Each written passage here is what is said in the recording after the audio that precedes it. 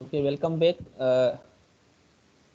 अभी तक हमने ये डिस्कस किया है कि भाई जो LTI सिस्टम्स होते हैं वो लीनियर टाइम इन्वेरिएंट सिस्टम्स, जो दोनों प्रॉपर्टीज़ हैं, टाइम इन्वेरिएंट प्रॉपर्टी और दूसरा हमारे पास जो प्रॉपर्टी है लीनियरिटी प्रॉपर्टी, उन दोनों को क्या कर रहे होते हैं, ओबे कर रहे होते हैं। अगर कोई भी सिस्टम इन दोनों को ओबे करेगा प्रॉपर्टीज को, तो हम कहेंगे कि वो सिस्टम क्या है, लीनियर है और लीनियर टाइम इन्वेरिएंट है, अदरवाइज वो लीनियर टाइम इन्वेरिएंट नहीं है। ठीक है।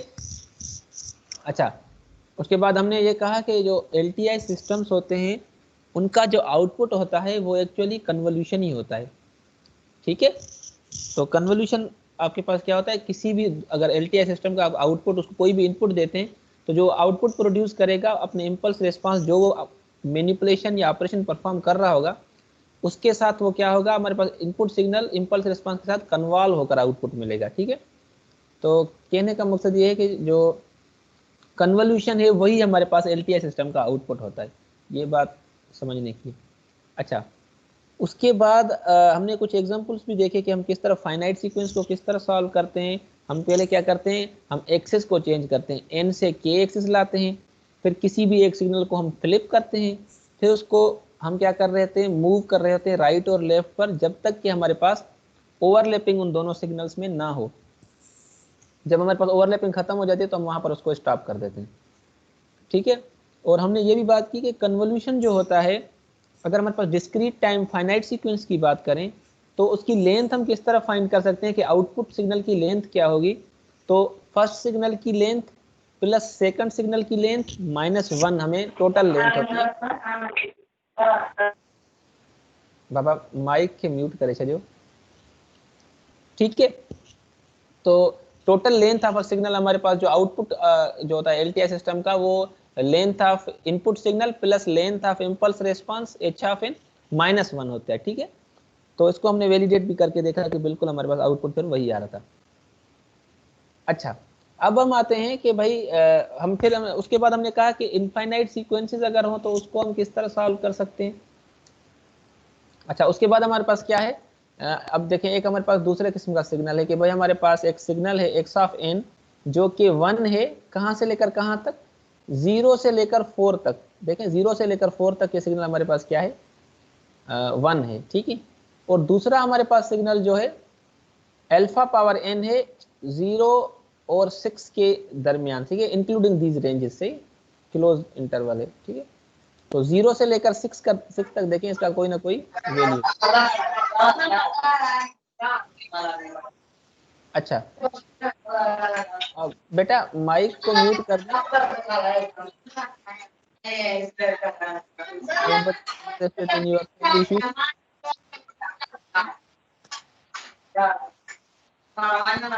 सर 47 का माइक खुला हुआ है।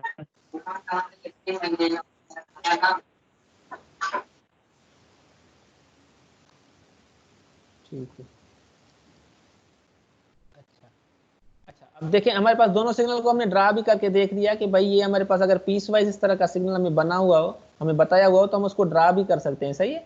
हमने एक्सेस भी देखें सही से डिफाइन किए हुए हैं, n यहाँ पर लिखा हुआ है, ऊपर x(n) लिखा हुआ है, और अगर ये h(n) है तो यहाँ पर h(n), और ये देखें हमने क्या लिखा हुआ है, n। सही है। और हम ये देख रहे हैं कि अब यहाँ पर अल्फा का वैल्यू क्या है, ग्रेटर देन 1 है। ये बात याद रखें, अगर लेस देन 1 होता तो ये हमारे पास एक्सपोनेंशियली डिकेइंग सिग्नल होता। सही है। ये 1.2 हो सकता है, 2 हो सकता है, 9 हो सकता है, लेकिन ये 1 से ग्रेटर है, इस वजह से हमारे पास एक्सपोनेंशियली इंक्रीजिंग फंक्शन बन रहा है। सही है। तो ये आप प्रैक्टिस अभी से कर लें कि अगर हमारे पास 0 और 1 के दरमियान वैल्यू होगा तो वो फिर सिग्नल एक्सपोनेंशियली डिक्रीजिंग किस तरह होगा, ए का वैल्यू अगर ग्रेटर देन 1 होगा तो ये इंक्रीज किस तरह हो रहा है, अगर माइनस में वैल्यू होगा तो वो फिर अल्टरनेट उसके साइन किस तरह होते हैं। अगर आप उसको जब तक मैथमेटिकली सॉल्व नहीं करेंगे तो फिर ये चीज़ें आपको सिर्फ देखने में समझ आ रही हैं, लेकिन आप सॉल्व करेंगे तो फिर फंस जाएंगे। तो अभी से आप उसको थोड़ा थोड़ा सा प्रैक्टिस करना शुरू कर दें। अच्छा, अब देखिए हमें क्या करना है, हमें h(n) को क्या करना है, फ्लिप करना है पहले, फिर एक्सेस चेंज करनी है, x(k) कर देना है इसको, यहाँ पर h(k) आ जाएगा, फिर हम इसको करेंगे फ्लिप। सही है। फिर हम करेंगे इसको मूव। सही है, जब तक कि ओवरलैपिंग हो। ठीक है। तो स्टेप्स हमारे पास क्लियर है, राइट। हम आ जाते हैं यहाँ पर कि होगा क्या। अच्छा, अब देखें यहाँ पर हमने क्या किया हुआ है कि एच ऑफ एन माइनस के हमने किया हुआ है। माइनस के का मतलब क्या है, सिग्नल अब फ्लिप हो गया, सही है, ठीक। अच्छा, अब यहाँ पर देखें, अगर एन का वैल्यू ग्रेटर लेस देन 0 होगा तो शिफ्ट हमारे पास किस तरफ होगा, इस तरफ लेफ्ट साइड पर शिफ्ट होगा, और ओवरलैपिंग हमारी कोई भी नहीं है अगर आप देखें तो, ठीक है। अच्छा, अब दूसरा हमने क्या किया है, इसको शिफ्ट किया है, मतलब 0 is less than N, N is less than 4। हमने कोई शिफ्ट ना देने से लेकर 4 शिफ्ट के दरमियान अगर हम शिफ्ट दें, मतलब अगर मैक्सिमम इसमें 4 का शिफ्ट करें तो देखें जो 0 पर वैल्यू था वो कहां पर आ जाना था, हमारा 4 पर आ जाएगा, सही है। अगर हम 4 की शिफ्ट देंगे, मतलब हमारे पास हमने शिफ्ट इसको डिफाइन किया हुआ है कि इस रेंज में अगर हम शिफ्ट करें तो सिग्नल कहां जाएगा, सही है। तो ये सिग्नल यहां तक आ जाएगा, 4 तक आ जाएगा, ठीक है। अच्छा, अब उसके बाद हम दूसरी शिफ्ट ये क्यों दे रहे हैं, हम इस पर अभी आते हैं कि हम ये इस तरह शिफ्ट क्यों कर रहे हैं। अच्छा, अब एक और रेंज हमारे पास जो है कि भाई 4 को एक्सक्लूड करें, 5 और 6 तक हमारे पास जो अगर शिफ्ट दें तो वो भी हमारे पास इस तरह आ जाएगा, ठीक है। तो जो हमारे पास सिग्नल -6 तक था, अब वो कहाँ तक आ जाना चाहिए, -1 तक। देखें 0 से थोड़ा पीछे, सही है। 5 से लेकर 6 तक हमारे पास ये जो शिफ्ट आएगा वो इस तरह आएगा। अच्छा, 6 से ग्रेटर और 10 से कम अगर हम शिफ्ट दें तो देखें जो -6 पर सिग्नल था वो अब कहाँ पर आ जाना चाहिए, वो 0 को क्रॉस कर जाना चाहिए, क्योंकि अब हमने कहा है ग्रेटर देन 6 का शिफ्ट। अगर एच ऑफ माइनस के को आप ध्यान में रखें तो वो ओरिजिन से स्टार्ट होगा और 6 तक जाएगा, -6 तक। लेकिन अगर आप उसमें 6 से भी ज्यादा शिफ्ट देंगे तो वो 0 को क्रॉस करके, ओरिजिन को क्रॉस करके आगे सिग्नल बनेगा, कहीं भी बनेगा लेकिन इस रेंज में बनेगा। और फिर उसके बाद हमारे पास अगर 10 से ग्रेटर शिफ्ट हो तो वो सिग्नल क्या बनेगा, ठीक है। मतलब हम अब जो हमारे पास सिग्नल बनेगा उसको हम 1, 2, 3, 4 और 5 इंटरवल्स में देखेंगे कि उसका आउटपुट फाइनल क्या बनता है, ठीक है। अच्छा, अब हम शिफ्ट नंबर 1 पे देखते हैं, सही है। ये जो हमने शिफ्ट दिया हुआ है इसको जरा गौर करें, सही है। इसमें देखें कोई भी ओवरलैपिंग इन दोनों में नहीं है सिग्नल में, ठीक है। तो हम कह रहे हैं कि जब फॉर एन लेस देन 0 होगा there is no overlapping between signal, सही है, एक्स ऑफ के, हेंस हमारे पास आउटपुट क्या होगा, 0 होगा, सही है। फॉर एन लेस देन 0 हमारे पास आउटपुट क्या होगा, 0 होगा। अच्छा, उसके बाद दूसरा शिफ्ट देखें जो हमने 0 और 4 के दरमियान दिया है कि मतलब कोई भी शिफ्ट ना हो या टोटल शिफ्ट हो जाए, मतलब 4 का, तो हमारे पास सिग्नल क्या हो जाएगा। देखिए ये अगर सिग्नल हमारे पास 0 से लेकर 4 का शिफ्ट आएगा तो सिग्नल हमारे पास इसकी ओवरलैपिंग यहाँ तक हो जाएगी, 0 से लेकर 4 तक, ठीक है। अगर हम अज्यूम करते हैं कि हमने 4 का ही शिफ्ट दिया है एग्जैक्टली, तो सिग्नल यहाँ से स्टार्ट होगा और कुछ हमारे पास जो इसका हिस्सा होगा ये वाला, ये एक्सक्लूड हो जाएगा, यहाँ से बाहर निकल जाएगा, ठीक है। तो कॉमन रीजन हमारे पास क्या होगी, 0 से लेकर 4 तक की, सही है। तो उसके लिए हमारे पास आउटपुट क्या बनेगा, summation k from 0 to n alpha power n minus k, सही है, यही बनेगा। अच्छा, अब देखें अगर इसको हम सॉल्व करना चाहें इस इक्वेशन को, तो हमारे पास अब ऐसी कोई हमारे पास नॉन समेशन नहीं है कि इसको हम डायरेक्टली सॉल्व कर सकें। तो हम क्या कर रहे हैं कि अब इसको सॉल्व तो हम कर सकते हैं लेकिन वो उसमें अच्छा खासा प्रोसेस लगेगा, लेकिन हम इसको इस तरह कन्वर्ट करें कि कोई हमारे पास इस तरह की कोई इक्वेशन बन जाए जो हमारे पास यूनिवर्सल सम है, जो हमें पता है कि उसको हम किस तरह सॉल्व कर सकते हैं। तो मैंने क्या किया, यहाँ पर r equal to n minus k कर दिया। मैं यहाँ पर सिर्फ एक कोई भी वेरिएबल चाहता हूँ, सही है। तो मैंने इसको r is equal to n minus k कर दिया, तो यहाँ पर हमारा r आ गया, ठीक है। अब इस एक्सिस पर क्या फर्क आएगा, अब k का वैल्यू यहाँ पर क्या होगा, k होगा n माइनस आर, सही है। k is equal to n minus r, तो यहाँ पर अगर n माइनस आर करें तो r इक्वल टू क्या हो जाएगा, n हो जाएगा, सही है। ये हमारे पास r equal to n, maximum इसकी एक्सिस ये हो गई। सेकंड, जब k इक्वल टू n है, सही है, k यहाँ पर हमारे पास क्या है, k is equal to n।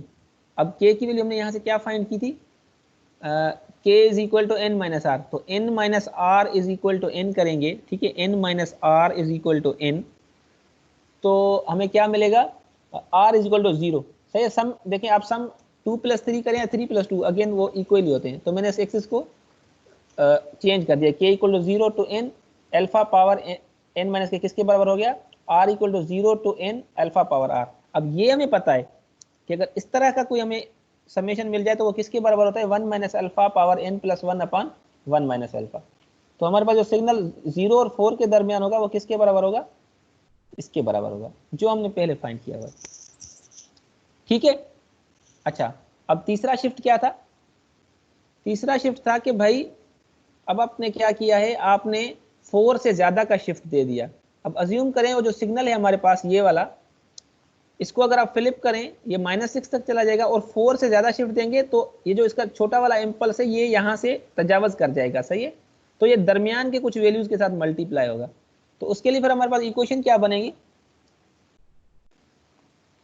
देखें कि हमारे पास x of n h of n minus k किसके बराबर हो जाएगा, 0 to n alpha power n minus k, और a पावर n माइनस के में k का वैल्यू जो होगा वो 0 से लेकर 4 तक होगा। 5 तक क्यों नहीं होगा, क्योंकि हमारे पास जो ओवरलैपिंग रीजन है वो क्या है, सिर्फ 4 यूनिट्स ही होगी, उससे ज्यादा नहीं होगी, सही है। तो इस वजह से हमने क्या किया है, k का वैल्यू हमने बाउंड कर दिया है कि भाई k का वैल्यू जो होगा वो इसके दरमियान में ही होगा। ठीक, तो अब यहाँ पर हमने n नहीं लिखा हुआ, देखें यहाँ पर 4 लिखा हुआ है, y of n is equal to k from 0 to 4 alpha power n minus k. अब अगेन हम क्या कर सकते हैं, अब इसको अगर मैं देखें अलग लिखना चाहूँ, बेस सेम हो तो पावर ऐड होते हैं, तो हम वाइस वर्सा भी जा सकते हैं, तो alpha power n dot alpha power minus k. अब ये जो समेशन है ये k के हिसाब से, तो a पावर n इसके साथ सिर्फ मल्टीप्लीकेशन फैक्टर है, तो हम इसको कॉमन बाहर ले सकते हैं यहाँ पर। ठीक, अच्छा, अब यहाँ पर क्या बचता है, इसको अगर मैं इस तरह लिखूं अल्फा पावर -1 होल पावर के, तो पावर का पावर क्या होता है, आपस में मल्टीप्लाई होते हैं, ला ऑफ पावर्स ऑफ पावर में, तो हम इसको वाइस वर्सा भी लिख सकते हैं। अब यहाँ पर देखें ये इक्वेशन हमारे पास कुछ देखी लग रही है, सही है। तो ये किसके बराबर होता है, 1 minus alpha power n plus 1 upon 1 minus alpha. तो यहाँ पर n का वैल्यू क्या है, 4 है, तो 1 minus alpha -1 whole power 4 plus 1 क्या हो जाता है, 5 हो जाता है, 1 अपॉन 1 माइनस अल्फा इनवर्स। अब इसको अगर आप सॉल्व करेंगे तो आपको क्या मिलेगा, आउटपुट ये मिलेगा, सही है। किस तरह, अब इसको ये हम इस तरह लिख सकते हैं कि अल्फा पावर -5, ठीक है। तो इसको हम इस तरह भी लिख सकते हैं 1 अपॉन अल्फा पावर 5। तो अगर आप इसको एलसीएम निकालेंगे तो ये alpha power 5 minus alpha power -5 upon alpha power 5 हो जाएगा। और लाइकवाइज यहाँ पर क्या हो जाएगा, 1 माइनस 1 अपॉन अल्फा, सही है। तो अल्फा मल्टीप्लाई हो जाएगा, तो a माइनस 1 अपॉन अल्फा, ठीक है। और उसको फिर आप अगर कॉमन निकालेंगे इसमें से अल्फा पावर 5 को खत्म करने के लिए, तो आपके पास आउटपुट जो मिलेगा वो यही मिलेगा। इसको आप सॉल्व करिएगा, अगर आपको समझ ना आए तो फिर मैं इसको एक पेज पर सॉल्व करके आपको फिर दिखा दूंगा, ठीक है। तो तीसरा इंटरवल हमारे पास ये हुआ, ठीक। अच्छा, चौथा इंटरवल क्या है, चौथा इंटरवल देखें ये वाला, कि भाई आप अब आपने क्या किया, देखिए यहाँ पर इस एक्सिस में एक खास चीज ये थी कि इसने 0 को अभी तक क्रॉस नहीं किया हुआ था, ठीक है। क्योंकि 4 से ज्यादा मतलब 5 का ही शिफ्ट अगर दें तो फिर हमारे पास -1 से सिग्नल स्टार्ट हो रहा था। -6 से अगर +5 करें तो यहाँ पर -1 पर आ जाता है। लेकिन अब हम क्या करें, 6 से ज्यादा शिफ्ट दे रहे हैं, मतलब ओरिजिन को हमने क्रॉस कर दिया, उससे बाहर निकल गए। तो अब कुछ ओवरलैपिंग रीजन जो थी वो क्या हो जाएगी, वो खत्म हो जाएगी, सही है। तो अब हमारा सिग्नल कहाँ से स्टार्ट होगा, n-6 से स्टार्ट होगा, सही है। जो भी हमारे पास n का वैल्यू होगा -6 वहां से स्टार्ट होगा और कहाँ तक जाएगा, k तक जाएगा, और k का वैल्यू भी 4 से कम होना चाहिए, ओवरलैपिंग रीजन सिर्फ वही बनेगी। अच्छा, थर्ड इंटरवल में देखिए हमने क्या लिखा हुआ है कि भाई हमारे पास जो सिग्नल होगा वो n-6 से स्टार्ट होगा, मतलब ओरिजिन को अब 0 हम यहाँ पर नहीं लिख रहे, उसको हमने क्रॉस कर दिया, और k का वैल्यू क्या होगा, 4 या 4 के बराबर होगा। अब इसको जरा सॉल्व करें, तो n की जगह हमने क्या लिख दिया, 6 लिख दिया, सही है। अच्छा, k कहाँ से स्टार्ट हो रहा है, 6 माइनस n, ठीक है, पावर 4। अब यहाँ मैंने शायद गलती कर दी है, बराबर 6 माइनस k, ठीक है। अब हम देखें r अगर हम अज्यूम करें, यहाँ पर n माइनस आएगा मेरे ख्याल में, ठीक है, n-6 आएगा। अच्छा, हमने r क्या लिखा है, k माइनस n प्लस 6, अगर अज्यूम करें तो हमारे पास यहाँ पर क्या आ जाएगा,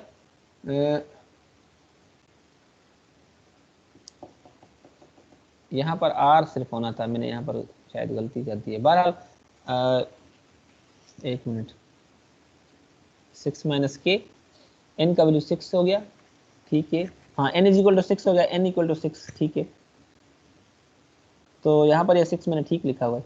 अब इसको अगर सॉल्व करें, एक तो सिंप्लीफाइड तरीका ये है कि alpha power 6 into alpha power minus के हो गया, सही है, 6 बाहर निकल गया। तो ये मैंने क्या कर दिया है, अच्छा, r इक्वल टू के माइनस एन प्लस 6। अगर इसकी एक्सेस को देखें तो हमारे पास k, यहाँ पर k का वैल्यू क्या होगा, k का वैल्यू होगा भाई r प्लस एन माइनस 6, सही है, r प्लस एन माइनस 6।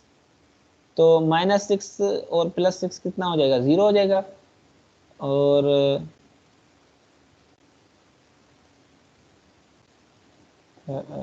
बहरहाल यहाँ पर जो आउटपुट आपको होगा वो r equal to 0 to 10 minus, इसको अगर थोड़ा सा अलजेब्रा को सॉल्व करेंगे तो ये इसके बराबर हो जाएगा। अच्छा, अब यहाँ पर आप देखें कि वही अगेन फिर मैं law of powers of power इस्तेमाल करूँ, a power 6 multiply by a power minus r. तो a पावर 6 हमारे पास कोफिशिएंट बाहर निकल गया, तो अल्फा पावर माइनस आर। अब इसको हमें पता है कि किस तरह सॉल्व करना है, 1 minus alpha whole power n plus 1 upon 1 minus alpha. तो अगर आप सॉल्व करेंगे तो n की वैल्यू यहाँ पर क्या है, 10 माइनस एन, तो आपको आउटपुट यहाँ पर ये मिलेगा। और इसको अगर आप फर्दर सॉल्व करेंगे तो आपको फाइनल में आउटपुट ये इक्वेशन मिलेगी। सही, इसको आप एलजेब्रा को खुद से सॉल्व थोड़ा करके देखें। तो हमारे पास देखें हमने इंटरवल कौन, अच्छा, अब जब इसके अब हमारे आखिरी जो इंटरवल था कि n से जब हम ज्यादा शिफ्ट देंगे तो क्या होगा, तो कोई भी ओवरलैपिंग नहीं होगी, सही है, when n is greater then 10 minus 6, ठीक है, माइनस 6 से अगर आप 10 से ज्यादा का शिफ्ट देंगे तो ये सिग्नल हमारे पास इस सिग्नल से बाहर निकल जाएगा, यहाँ से शुरू होगा फिर कहीं पर भी हो सकता है, तो ओवरलैपिंग खत्म हो जाएगी। तो when n is greater then 10 तो हमारे पास कोई ओवरलैपिंग नहीं होगी, तो आखिरी हमारे पास इंटरवल 0 होगा, इंटरवल 5 पर। तो फाइनल आंसर हमारे पास क्या हुआ, when n is less than 0 हमारे पास आउटपुट 0 था। जब n हमारा 0 और 4 के दरमियान था तो आउटपुट हमारे पास ये वाला आउटपुट था। जब 4 और 6 के दरमियान था इंक्लूडिंग 6 तो हमारे पास आउटपुट ये था। और जब हमारे पास, अच्छा, एक चीज़ आप इसमें वैलिडेट कर सकते हैं आसानी से कि अगर देखें ये जो बाउंड्री कंडीशन है ये वैल्यूज पुट करके देखें, अगर ये वैल्यू आप यहाँ पर पुट करें इस इक्वेशन में और आपको आउटपुट ये ना मिले तो मतलब आपकी इक्वेशन क्या है, ठीक नहीं है, ठीक है। अच्छा, तो फाइनली हमारे पास when n is greater than 0, नहीं ये मैंने गलत लिखा हुआ है, यहाँ पर n equal to n greater than क्या होना चाहिए था, 10 होना चाहिए था। मैं इसको करेक्ट कर देता हूँ अभी, फिर वरना n is greater then 10,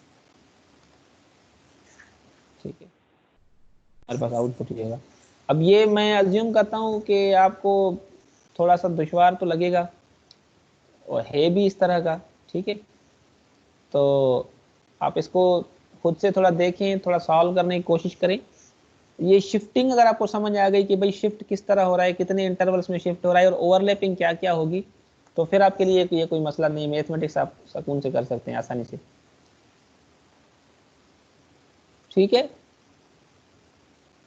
sir. Ji ji sir ये जो आपने इंटरवल लिया है n-6 less than r equal to k, हाँ हाँ less than r equal to 4, हाँ, ऊपर तो आपने लेस देन 10। ये मैं समझाता हूँ, यहाँ पर देखें कि अगर आप इस सिग्नल को देखें, ये वाला सिग्नल एच ऑफ के को इसको अज्यूम करें, अगर एच ऑफ माइनस के करेंगे तो ये कहाँ से 0 से लेकर -6 तक होगा, ठीक है, ठीक है ना बाबा। Yes sir. फ्लिप हो जाएगा। फ्लिप हो जाएगा। अब आप क्या चाह रहे हैं, अब आप ये वाला शिफ्ट चाह रहे हैं कि भाई आप 6 से ज्यादा का शिफ्ट दें। अब देखें ये -6 पर था, अब अगर इसको 6 से ज्यादा शिफ्ट देंगे तो ये 0 को क्रॉस कर जाएगा, ठीक है बाबा, सही है ना। Yes sir. 6 का माना क्रॉस थी तो माना असांजी जेका ओवरलैपिंग थींदी उहा 0 खां हाणे न थींदी, सही आहे। पहिरियां ॾिसो मां ही 0 खां शुरू कयो, हिन में असां वटि के 0 खां स्टार्ट कयो, छाकाणि असांखे ख़बर हुई त ही अञा ओरिजिन खे क्रॉस कोन करियो आहे, त 0 खां ओवरलैपिंग हिननि जी थींदी पाण में, सही आहे। पर हिते असां वटि 6 खां वधीक शिफ्ट ईंदासीं त असांजो सिग्नल छा थी वेंदो, हिन ओरिजिन खे क्रॉस करे वेंदो, n-6 हाणे n जो कोई बि वैल्यू थी सघे थो, सही आहे न, पर एटलीस्ट ग्रेटर देन 6 त थींदो। त ओवरलैपिंग जेका थींदी उहा किथां खां शुरू थींदी, हिन n-6 खां शुरू थींदी, सम्झो था। ऐं केसि ताईं वेंदी, के जे 4 वैल्यूज़ ताईं, छाकाणि त हीउ असांजो इनपुट सिग्नल जेको आहे उहो 4 ताईं डिफाइंड आहे, सही आहे। त असां छा कयो आहे हिन में ॾिसो, जेको असांजी माने सिग्नल जो स्टार्ट न n जो वैल्यू 6 भी थी सके तो 7 भी थी सके तो 8 भी थी सके तो 9 भी थी सके तो 10 भी थी सके तो सही है ना तो असां इंज करे कि n - 6 लिखी छॾियो सही है त हाणे n = घणो थींदो हाणे त ॾिसो असां वटि छा आयो अल्फा पावर n - k न त हाणे n - 6 = 0 कयो त n छा थींदो 6 थींदो मां त 6 लिखी छॾियो ठीकु आहे ऐं k 4 छो लिखियो आहे छाकाणि त 4 खां अॻिते जेकॾहिं असां कंदासीं त कैलकुलेशन ग़लति थी वेंदी छाकाणि ओवरलैपिंग त आहे कोन 4 खां बाद में सही आहे न k एक्सिस में 4 खां बाद में ओवरलैपिंग थींदी बि कोन त इन जे करे असां हिनखे ईअं लिखियो आहे ऐं हिनखे तव्हां जंहिं महिल सॉल्व कंदो त पोइ तव्हांखे आउटपुट जेको मिलंदो उहो छा मिलंदो उहो ही मिलंदो सही आहे न ही फाइनल आउटपुट ही मिलंदो हिनखे तव्हां थोरो सॉल्व कजो जेकॾहिं तव्हांखे इन में घणो कंफ्यूजन थिए त पोइ वरी मां हिनजी हिकिड़ी मोबाइल सां वीडियो ठाहे छॾींदुसि त जीअं उहो सॼो कैलकुलेशन्स मां स्टेप बाय स्टेप कंदो रहां ठीकु आहे और बहरहाल मुंहिंजे ख्याल में हितां क्लियर थियणु घुरिजे ठीकु आहे हाणे इन जो फाइनल जेको आउटपुट थींदो उहो हीअं नज़र ईंदो सही आहे पीस वाइज आहे ॾिसो n <0 ते कोई बि आउटपुट न हुयो n < 10 ते कोई बि आउटपुट न आहे दरमियान में जेके आउटपुट आहिनि उहे डिफरेंट आहिनि ये छो आहिनि जेसिताईं तव्हां पाण सॉल्व न कंदो होसिताईं तव्हांखे एतिरो आइडिया न थींदो अच्छा उन खां बाद में कुछ properties of convolution there are some properties of convolution first of all convolution is commutative that means if you convolve first signal with second or if you convolve second with first the output would be same it is not true with correlation is not commutative we will see it okay but convolution is always commutative if you convolve first signal with second or second with first the output would be same there is no difference with output अच्छा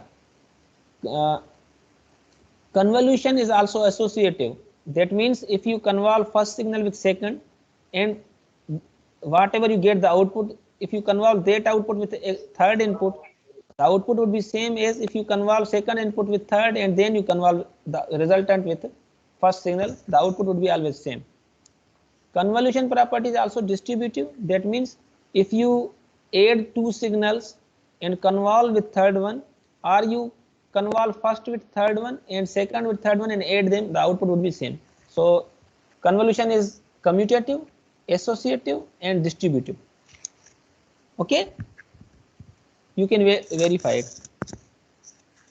okay up to now we have only discussed about discrete convolution of discrete time signals right and we have tried to cover all possibilities for example if we have values how to compute their convolution if there is infinite series how to compute their convolution and if we got a bounded signal but with formula then how to compute their convolution we have seen all possibilities now let's go to the second variant of convolution what is convolution for analog signals sorry it is written incorrectly here this is for continuous ठीक है this is convolution for continuous signals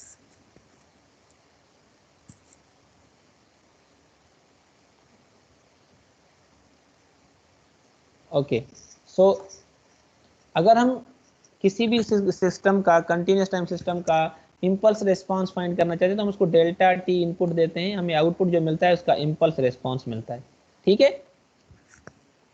अगर के वो system हमारा time invariant होगा तो जो हम शिफ्ट इनपुट पर देंगे वही हमारे पास शिफ्ट जो होगा वो आउटपुट पर दिखाई देगा अगर वो होमोजेनिटी प्रॉपर्टी को वैलिडेट करता है या ओबे करता है सिस्टम तो हमारे पास कोई भी उसके साथ कोएफिशिएंट मल्टीप्लाई करें इनपुट पे तो वही हमें आउटपुट पे वही कोएफिशिएंट मल्टीप्लाई होता हुआ नजर आएगा अगर वो होमोजेनिटी को प्रॉपर्टी जो है उसको ओबे करता है तो अगर वो एडिटिविटी को अगर वो हमारा ओबे करता है सिस्टम तो अगर बहुत सारे जो हमारे पास वो इनपुट्स हैं multiplied with some arbitrary coefficient अगर उन सबका हम इंटीग्रल फाइंड करें क्योंकि हमारे पास कंटिन्यूस वैल्यूज में हमारे पास इंटीग्रल होता है और जब वो इनपुट दें तो हमारे पास आउटपुट जो होना चाहिए वो बहुत सारे आउटपुट जो हमारे पास थे उनका इंटीग्रल होना चाहिए तो this is called convolution sum for convolution sorry not some convolution for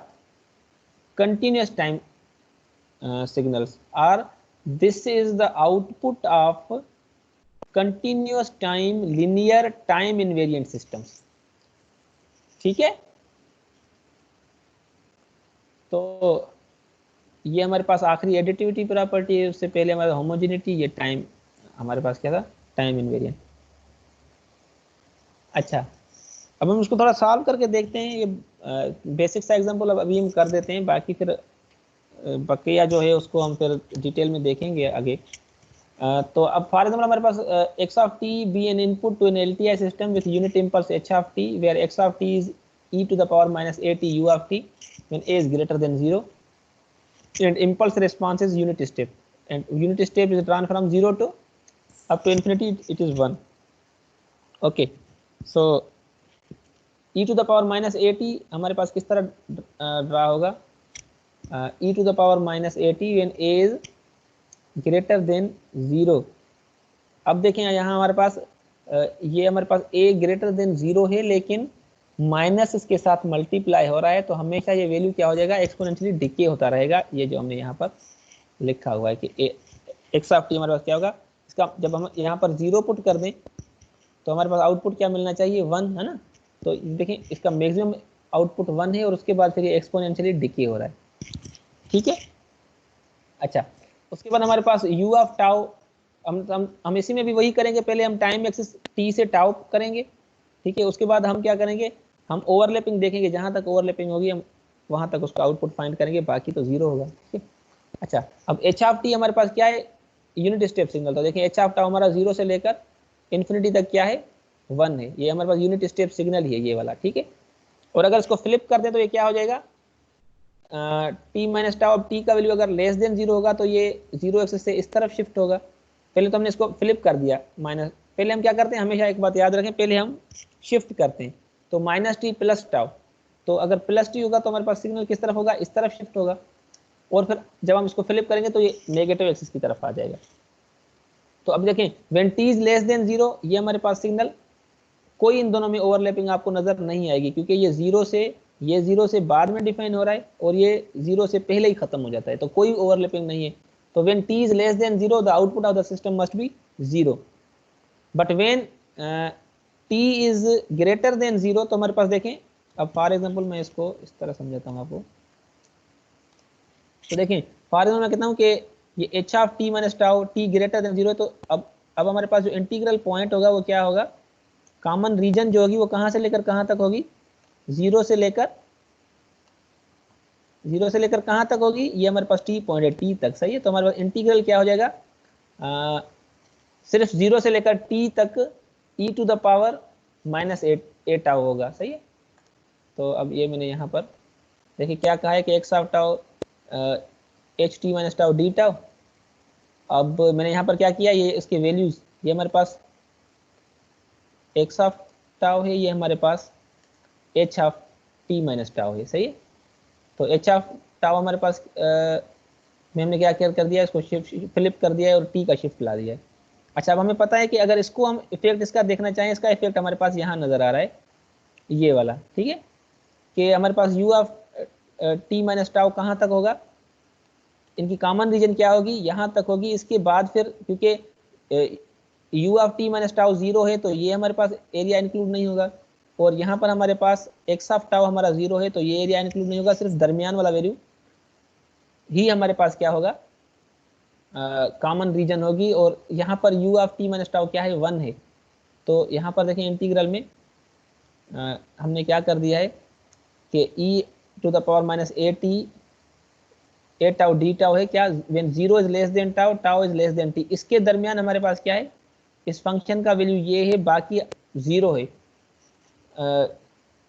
access के माइनस की तरफ भी, और व्हेन टी ग्रेटर देन 0 ये 0 होगा। सिर्फ हमारे पास इनके दरमियान जो रीजन है उस पर ये हमारे पास आंसर है। अच्छा, अब इसको अगर हम सॉल्व करें इंटीग्रल को, तो ये हमारे पास किसके बराबर होगा, -1/a e to the power minus a tau, ठीक है। और लिमिट हमारी 0 से लेकर t तक है। अब लिमिट पुट करेंगे तो ये किसके बराबर हो जाएगा, -1/अल्फा 1 minus e to the power minus a t u of t। अब देखिए मैंने यहाँ पर u ऑफ t लिखा हुआ है, इसका मतलब है सिर्फ पॉजिटिव एक्सिस की तरफ ही एग्जिस्ट करेगा। When t is less than 0 इसका वैल्यू 0 होगा, तो इसकी वजह से u ऑफ t की वजह से, क्योंकि अगर यहाँ पर -t पुट करेंगे तो u ऑफ -1 हमारा 0 होता है, वो मल्टीप्लाई होकर 0 ही हो जाएगा। तो थस फॉर ऑल t हमारे पास आउटपुट ऑफ द सिस्टम क्या होगा, ये होगा, ठीक है। This is convolution for continuous time signals which look like this one. ये हमारे पास दो सिग्नल है और इनका कन्वोल्यूशन जो सम होगा वो किस तरह होगा, वो इस तरह होगा। अब इसको आप ड्रा कर सकते हैं, when t is less than 0 तो आपके पास आउटपुट क्या होगा, जब इसका t 0 होगा तो हमारे पास e to the power 0 is 1, तो 1 माइनस 1 इज 0, तो ये हमारे पास 0 पर 0 होगा। और when t is equal to infinity तो इसका वैल्यू क्या हो जाएगा, 1 अपॉन अल्फा। सही है, क्योंकि यहाँ पर देखें e to the power minus infinity 0 के बराबर होता है, तो इसका value 1 upon a, maximum value इसका 1 अपॉन a होगा, ठीक है। उसके बाद हमारे पास ये सिग्नल है, ये दूसरा एग्जांपल है, इसको हम फिर नेक्स्ट क्लास में करेंगे। अभी हम क्वेश्चंस लेते हैं कि क्वेश्चंस अगर किसी को कोई हो। अब ये इस सिग्नल में मैं एक्सपेक्ट करता हूँ कि हमें अच्छा खासा टाइम लगेगा, तो इसकी वजह से मैं इसको फिलहाल कवर नहीं करता, लेकिन बहरहाल यहाँ पर हम इसको क्या करते हैं, एंड करते हैं।